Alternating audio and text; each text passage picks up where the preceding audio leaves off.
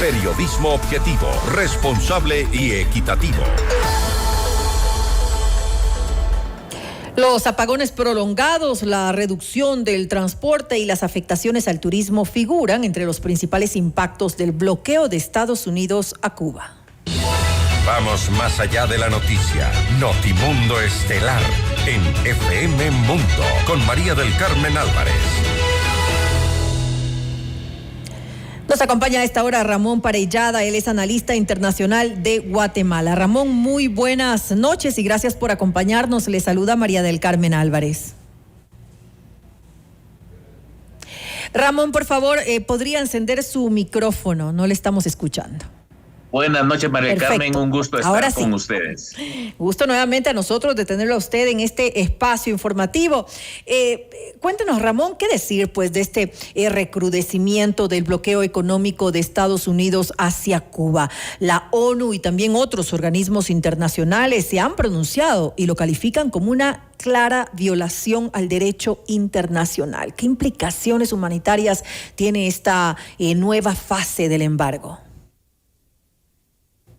Bueno, en primer lugar, vamos al embargo original, que era solamente un embargo de parte de Estados Unidos y el resto del mundo negociaba con Cuba.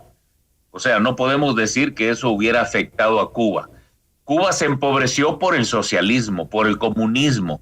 Cuba se empobreció porque no permitieron la propiedad privada, coartaron la libertad de las personas, incluso la vida. Entonces, esa es la verdadera razón de lo que pasó antes. El embargo era una excusa. Ahora sí cambió la política de Estados Unidos con Trump en el poder y se puso muy fuerte en cuanto a cambiar ciertos regímenes que son totalitarios, dictatoriales y tiranos. A imponer estos aranceles comerciales a las exportaciones de petróleo de terceros países hacia Cuba. Sí, lo que hizo Estados Unidos es ahogar a Cuba en cuanto a energía. Como es el gobierno el que controla el petróleo, el que controla quién se lo da, los combustibles, a las fábricas, a los aviones, a todo el mundo, lo que dijo, vamos a asfixiar al gobierno. La gente ya viene sufriendo pobreza y miseria desde hace muchos años, desde hace 67 años que cambió el régimen y el régimen se fue de mal en peor, de una sociedad próspera, con los problemas que tienen todas las sociedades democráticas del mundo, corrupción, lo que usted quiera decir, pero por lo menos había creación de riqueza, había empleos, había de todo.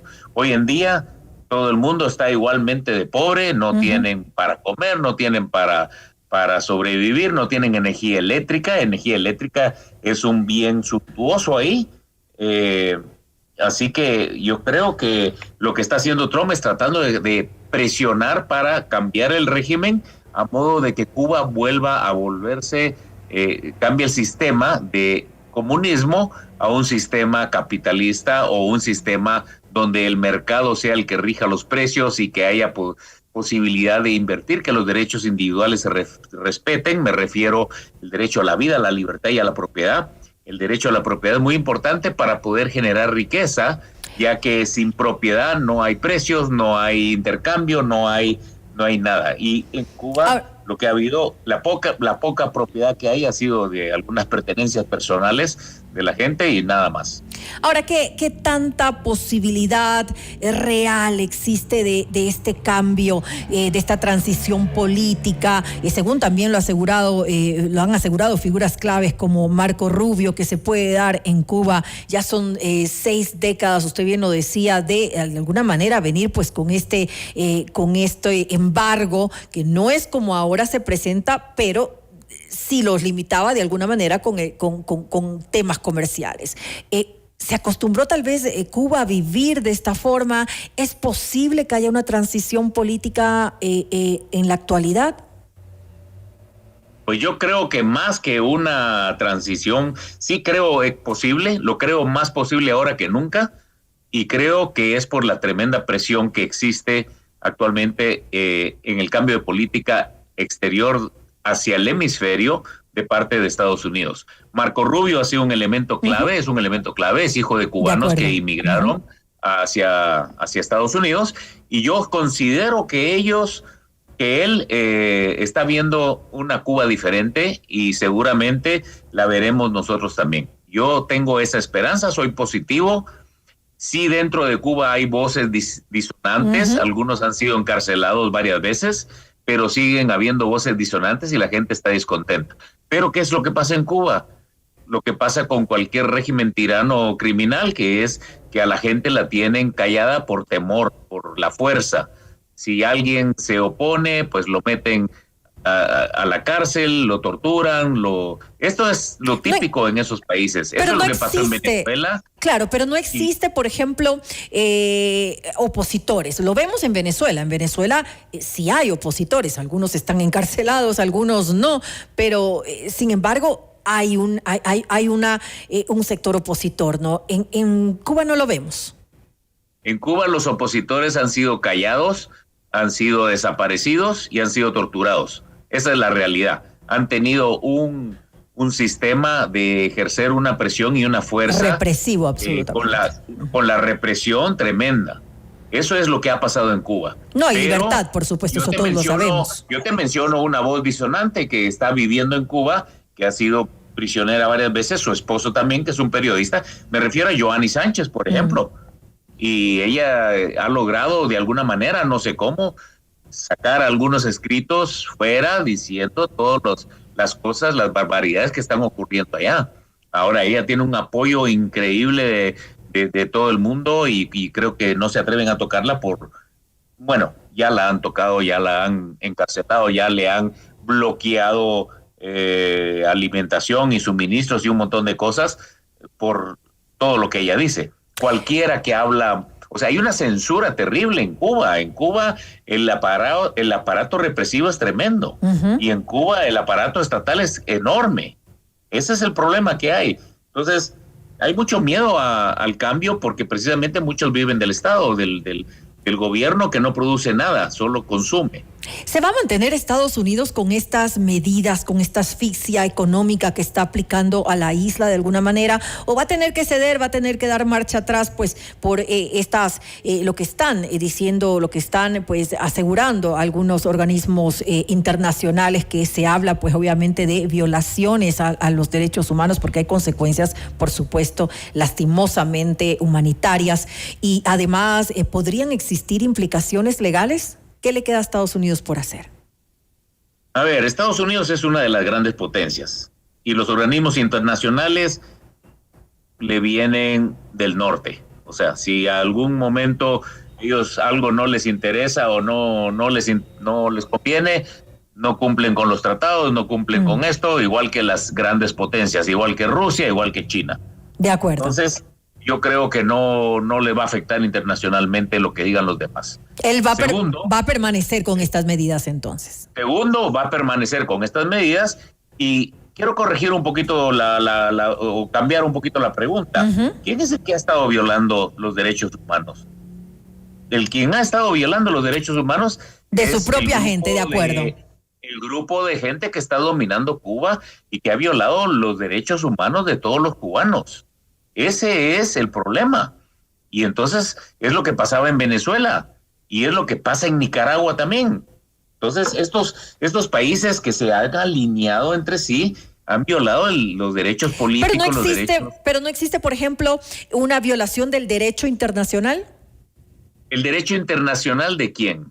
De un país que no hubo democracia, sino que viene alguien y a dedo se ha nombrado presidente y por lo tanto están controlando a la gente, no la dejan hablar, no la dejan emigrar, no la dejan producir libremente, no la dejan tener sus pertenencias.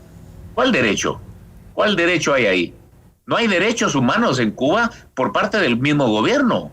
Es una falsedad, es un mito. Eso se lo ha creído, se lo creen los socialistas, pero los socialistas y los comunistas están alineados y los que han logrado llegar a vivir del gobierno viven bien. Son los últimos que se van a comer la última langosta. El pueblo no come langosta, el pueblo no tiene prohibido pescar, el pueblo tiene prohibido comer lo que están produciendo, tienen que entregarlo todo al gobierno. De acuerdo, es un pueblo que ha vivido en la pobreza hace muchos años. definitivamente. Esto no es correcto, esto es inhumano. Entonces yo creo que Estados Unidos está liberando al pueblo de este yugo que los está asfixiando. Ahora, lo mencionábamos hace un momento, hablábamos de China y hablábamos de Rusia.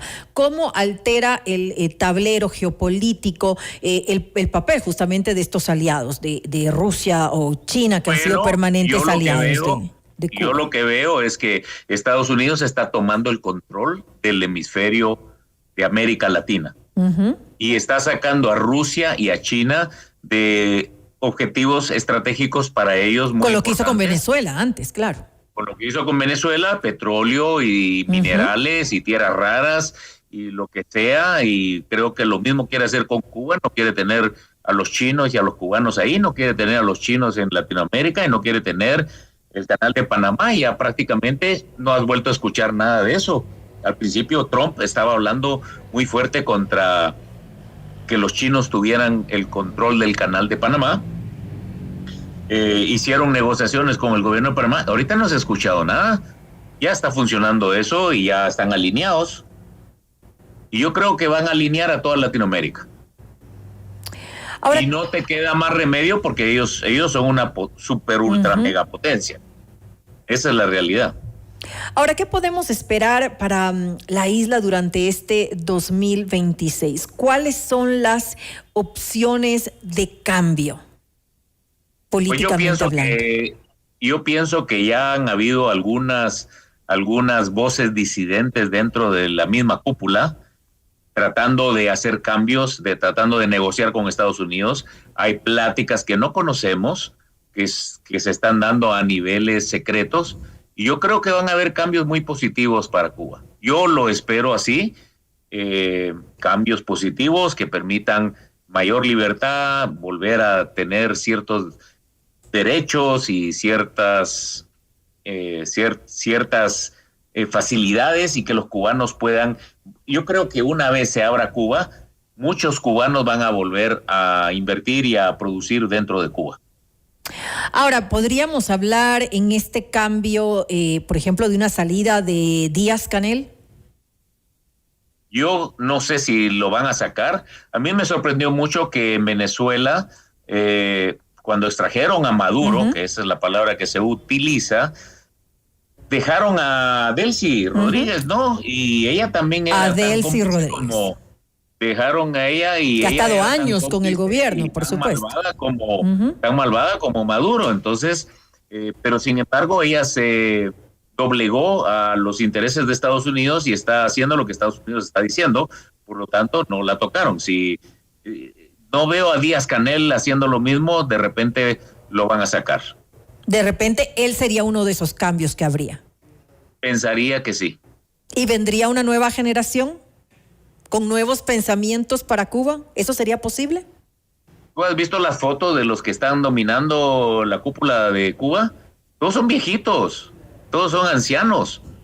No veo los jóvenes. Los jóvenes, ojalá, pero como que no le dieron, como que en esta generación no hubo una transferencia hacia una juventud. Y ese es el problema, ¿no?